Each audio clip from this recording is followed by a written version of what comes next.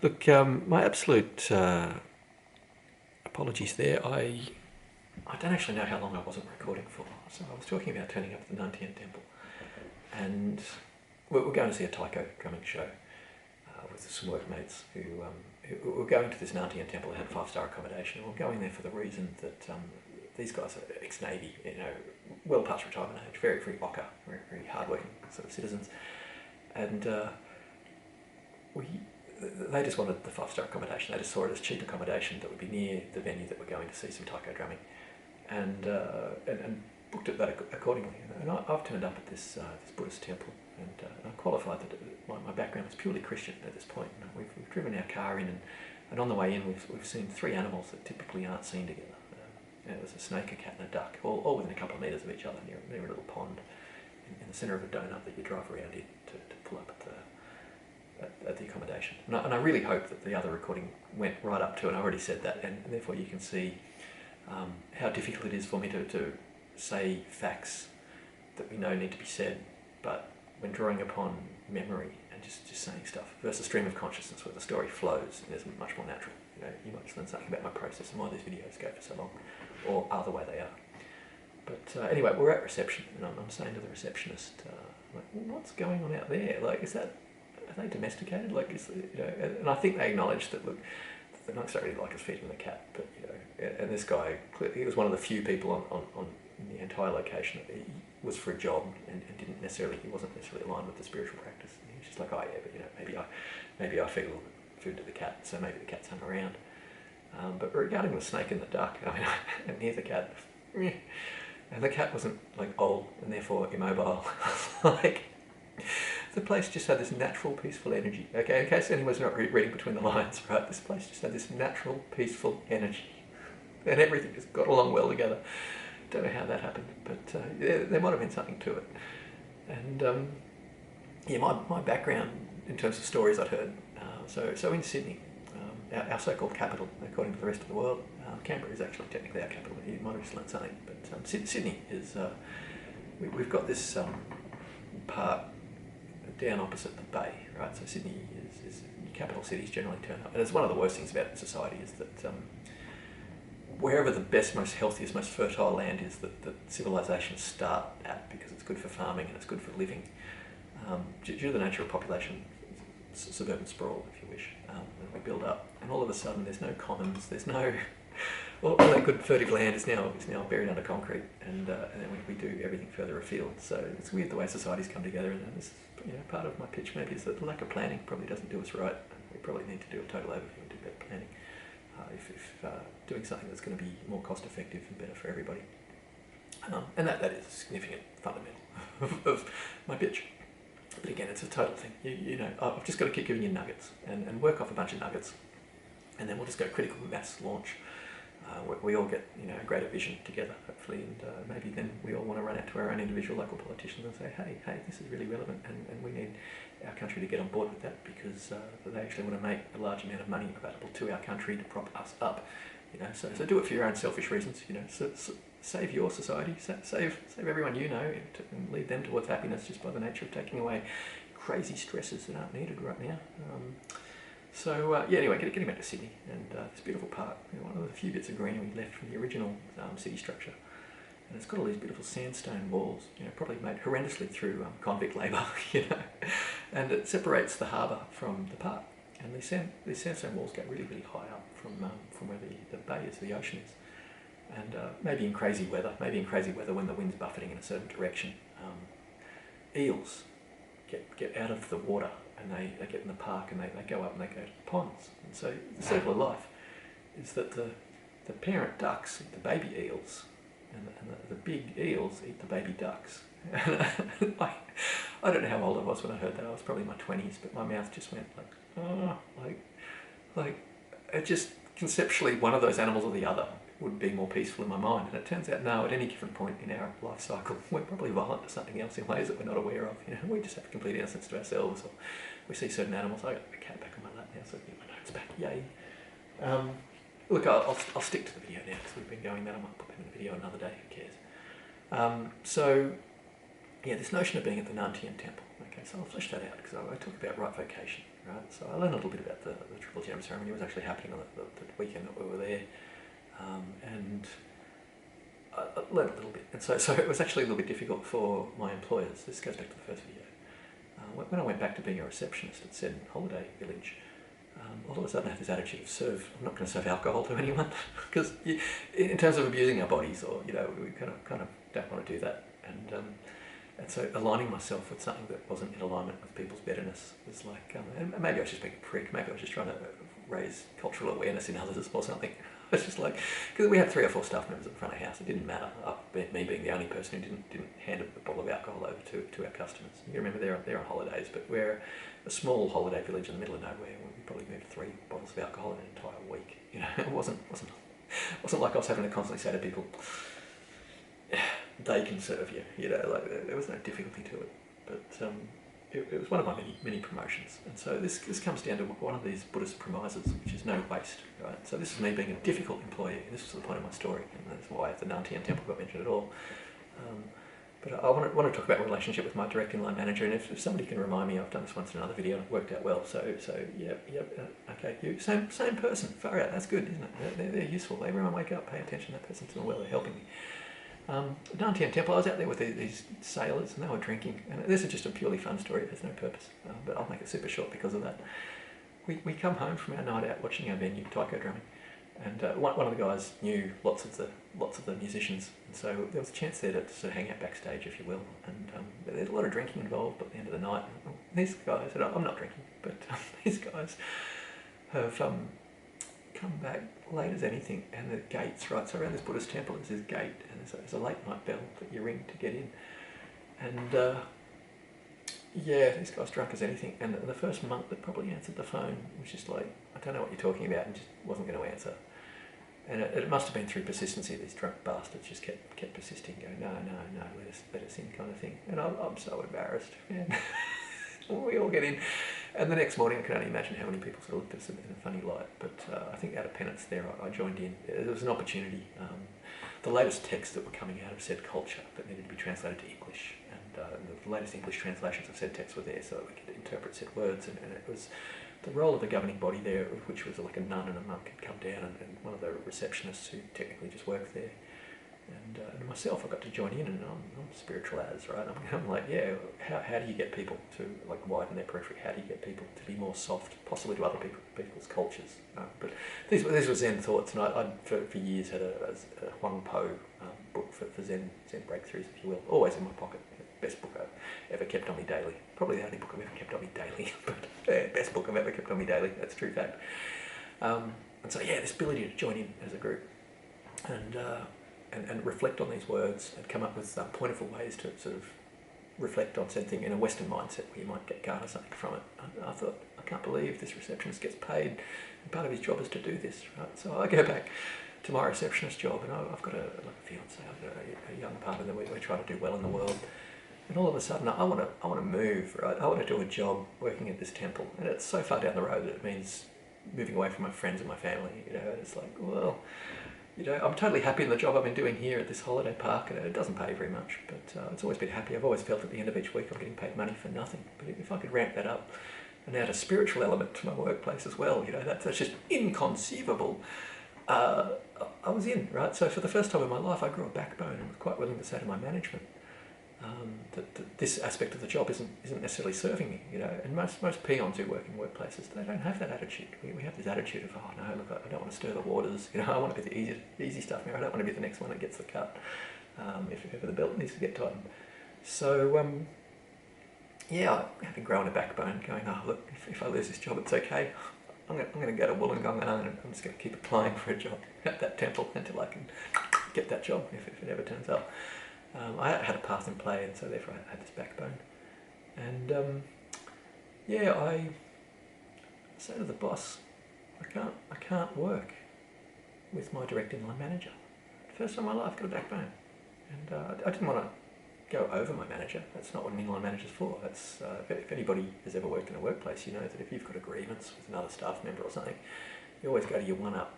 Well, in this case, my one-up was the person I had a grievance with, so I had to go one up again.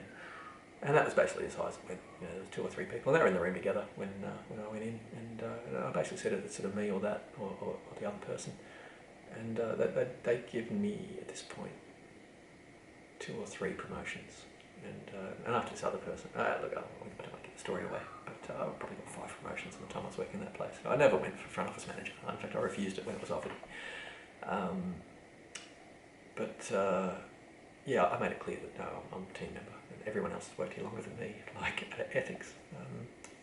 And again, everyone else was a female, I was a male, and this notion of some guy just comes in and just trumps everyone else, just out of ethics, you know. But yeah, out of ethics, I wasn't serving alcohol, and so I was living by these concepts, if you will, the triple gem, the notion of no waste was fairly important. So no waste is no wasteful perishment of your body, no waste of resources, if you will. And the office manager on one day had asked me to get them a file. Right now, I'm a peon. I'm a good peon. I do my role well.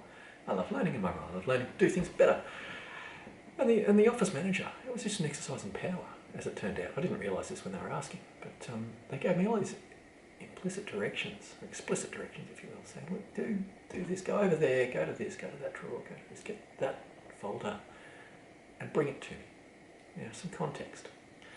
I'm sitting 1.5 meters in front of said person giving me all of this rundown, which no doubt broke their train of thought substantially, and you don't have to remind me anymore, I've remembered. Broke their train of thought probably quite substantially, and they certainly were stopping their work in order to do this. Now, they didn't have any impediment to their legs. There was no reason why they couldn't get up that I knew of, maybe. Maybe I'm being, I've only got my own personal view in this to bring to the table. But they gave me all these intricate little details to go and get this folder. And just to bring it to them. I brought it to them, I put it down. And I thought, was that just a power play?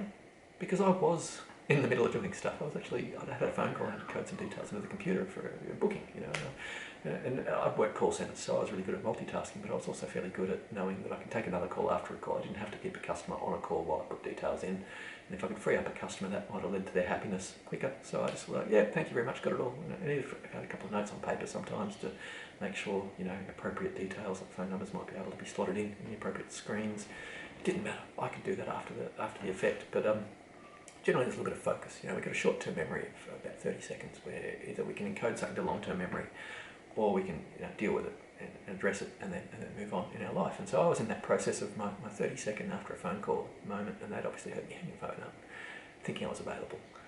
That it was time for a power play and maybe get them a file, but they could have in a lot less time than the time it took me to get it.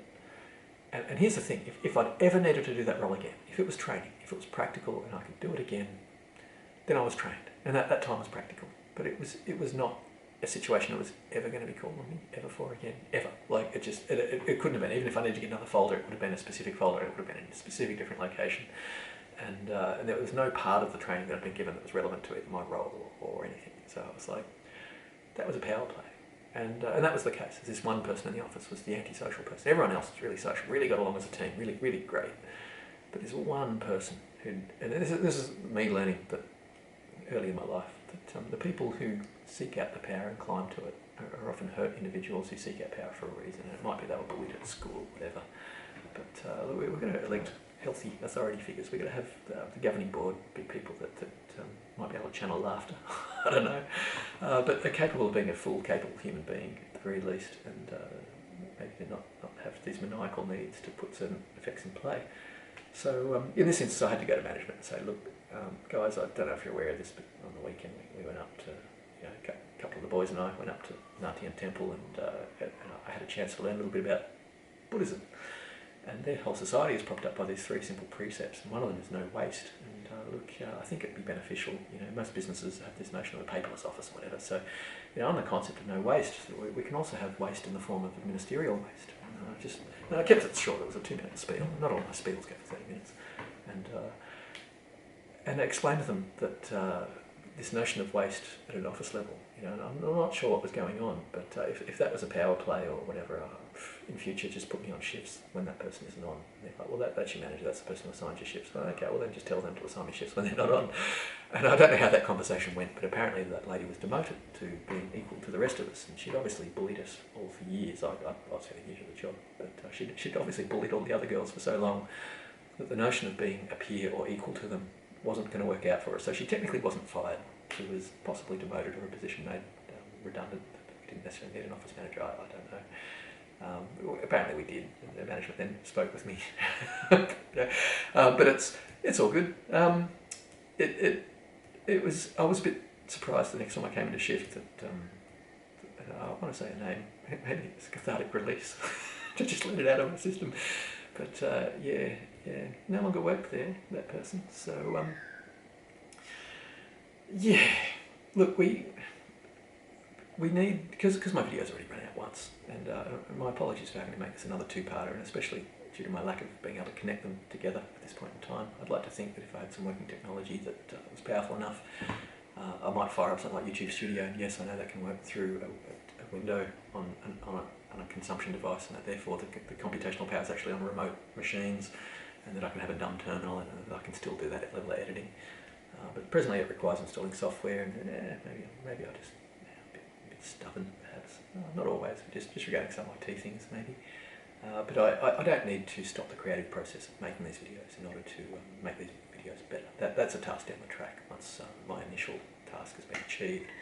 So I'm just going to steamroll forward on an initial task, which is we really will need in this paradigm shift world that we have systems that are all about long-term benefits, and if that means doing things right in the short term, that there might be an initial higher cost in terms of time or finances in terms of if we're implementing, then if that's what's called doing it right is doing it right, then we do it right, and that's what it's about. But we've got to have a governing body that we trust is above us, that has our interests at heart. And the Patreon video today was about discipline, and there's a few key aspects that all come together. But this video is essentially done. I'm not going to introduce any new concepts. If I'm trying to tie them up, and doing so less than gracefully, if it's not coming together really tight and succinctly, it's probably just better if I hang up and just reflect back on any pertinent moments. So, look, at this key point in time, just at a pitch going forward, I'd like to think that if I was to review my videos, which is something I actually started to do yesterday, I actually watched a few of them. I ran out of time, but I'm starting to take notes, and the idea is that I can put a text version maybe of point form, what's already been covered, and maybe at what time period in which videos it is. But anyone who's watched my videos probably knows that some of what I do sews together, some of what I do reinforces examples I've given elsewhere, or puts it in a further reaching example where it sort of shows a little bit more what are some of the stages or relevancy of that. I give the example in today's video. You go, no, you don't. In today's video I gave the example of people out of ego might wish to upgrade their accommodation, and that the pay structures that they've chosen might allow them to make that jump ahead of other people. And so again, it's a system where it all happens. And so if you want to misquote me and you want to take a specific quote saying he wants to give a house to everybody, he wants to give everybody all their possessions up front, and there's just not enough money to do that. If everybody wanted to join you straight away and there was no influx of money, and you just collapse overnight, your own burden would stop any momentum. And it's like, no, there's ways to qualify, there's ways to progress, there's ways to do these things. And again, unless you've got an overview, which it appears I'm very unwilling to give, which is untrue. I'm totally willing to give it, but I just need to give it to a wide audience in one go. Okay, I can't have dribs and drabs. I can't have it where the responsibility is put on one person to share with a few of their friends, and maybe 10 people find out about it, and then all of a sudden everyone's like, you know what, these videos are socially not really cool. There's a lot of time, there's detritus, there's time waste in watching some of these videos. And then they just stop wanting to pass them on. Whereas if I was to have, say, a live Q&A session in general public, or at, maybe a live stream with someone, and we would address topics as they were raised, and I was able to go for a bit more time, but in a really focused way, and addressing questions as they come up, maybe, and sort of showing how it all ties together, and answering things that are brought up to show that I don't have blind spots in the periphery of what we're trying to see as a total vision to go forward. It really is. There's a method to this. Okay, and I know it's slow. slow initially. I feel the same. If I'm leaning forward and feeling the pain in my voice as I go, I know it's slow. But yeah, I feel that too. It's slow. It's not quick enough for me either. I want it to be quicker. So if you want to make it quicker, petition people to get on board. And if that means if you want a copy of my email that is being sent to politicians, then I'm contacting them via email. By all means, on my YouTube channel, you might find there's some links. I'm sure there's ways to get in communication and to get the balls rolling. And balls, multiple balls, yeah, because there's an external ball where, as a group, as an organisation, as a charity, if you will. I say that because it's not just for the tax write-offs. It literally is a not-for-profit, arguably. Dispersion of wealth for everybody. The dealing with extrinsic bodies, external to us, governments and whatnot, there's different aspects of how we need to do that and possibly do that as a unified team. And and there's different things. And of course, of what I need to provide for people that want to consider, being employed by me or becoming part of a greater workforce towards happiness. Quality of life, really. It's not happiness. Happiness is an intangible concept, and that's pixie dust and stuff. I don't want to drive us forward to something that some people may or may not believe in. Or go, yeah, but happiness doesn't feed you. It doesn't stop at an aching belly. It's like no. Happiness is the thing after we get all the pyramid of needs, the hierarchy of needs sorted. That if we're free, if we're given the ability to be free to ourselves and actualise and be our best, we'll prop ourselves up. Then that's what ultimately leads to happiness, I believe. And alrighty, I say thank you for our time given here today. You are a legend if you've sat through that, and whatever day this is, and if you're just going through these things because a few people are starting to watch them and it's becoming in vogue to get up to speed, and that there's not, the pace of whatever press information is currently picking up these stories and running with it, but they're obviously for their own agendas or might not be giving the full details, and so you're trying to research and get a little bit more information, and therefore you're coming back to these original videos to sort of see what's going on or what was being said.